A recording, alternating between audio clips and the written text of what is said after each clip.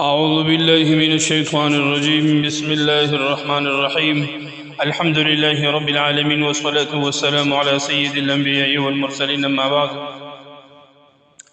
ګران ورونه او خوندو د سناحل د اکیډمي اکیډمي ته ښه راغلاست. نن مو ستاسو لپاره یو ډېر مهم روحاني او د زړه سکون ورکوونکی ذکر راوړی چې د ټولو مسلمانانو کوم چا چې په دې ذکر باندې عمل کړی دی و زړه ته سکون و ژوند ته کامیابي ورکړې ده.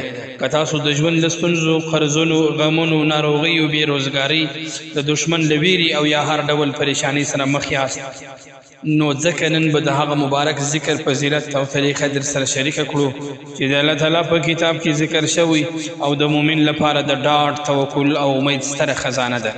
ګرانو دوستانو، هغه مبارکې کلمې دا دي: حسبنا الله ونعم الوکیل، یعنی الله تعالی موږ ته بس دی او هغه تر ټولو غوره کارساز دی. دا ځای یوازې یو ذکر نه دی بلکې د مؤمن د ایمان، توکل او باور اعلان دی. کله چې انسان د سختو حالاتو سره مخ شي، د دنیا دروازې پرې وتړل شي، خلک یې مرسته ونه کړي او هره خوا تیاره ښکاري، نو مؤمن خپل مخ د الله تعالی لوري ته اړوي او وایي حسبنا الله ونعم الوکیل. قرآن کریم موږ ته ښیي چې کله د مؤمنانو په زړونو کې د ویرې اچولو هڅه وشوه او خلکو ورته وویل چې دښمنان ستاسو پر ضد راټول شوي، کله کله د انسان په ژوند کې داسې مرحلې راځي خلک شاوخوا ورته وایي چې ستاسو پر ضد باندې دښمنان راټول شوي، نو هغوی مؤمنانو د ویرې پر ځای د الله تعالی توکل وکړ او ویې ویل حسبنا الله ونعم الوکیل. الله تعالی هم هغوی ته عزت، بریا او سکون ورکړ. ګران ورونه او خوندو، د دې ذکر تر ټولو لویه ځانګړنه دا ده چې انسان له مخلوق څخه د خالق لوري ته متوجه کوي. کله چې بنده دا کلمات په یقین سره وایي نو زړه یې ارامېږي، امید یې ژوندی کېږي او د الله رحمت ته نږدې کېږي. د غم په وخت کې، د ناروغۍ په وخت کې، د قرض په وخت کې او د هرې ستونزې په وخت کې دا ذکر د مؤمن لپاره د تسلي او ډاډ وسیله ګرځي.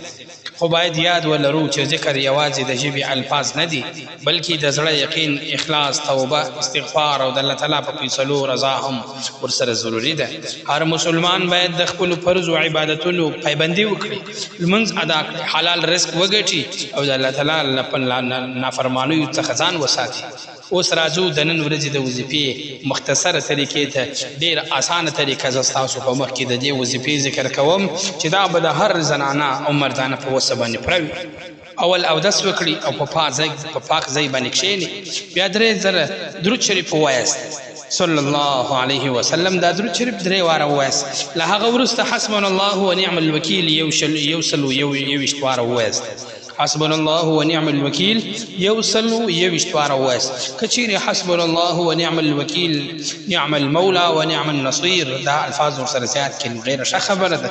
که چیرې نوي زده نه ووایي پروا نه لري، صرف حسبنا الله ونعم الوکیل یو سل و 21 واره ووایي په اخلاص، یقین او د الله تعالی په لور د زړه له توجه سره ووایي.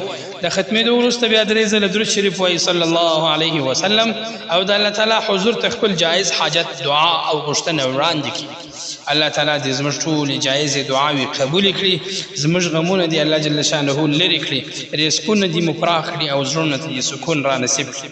که مې چیرې ویډیو خوښوي نو لایک، شیر، سبسکرایب مه هېروئ. د ملګرو سره شیر کړئ. در بلې ویډیو د الله په امان. آمین یا رب العالمین.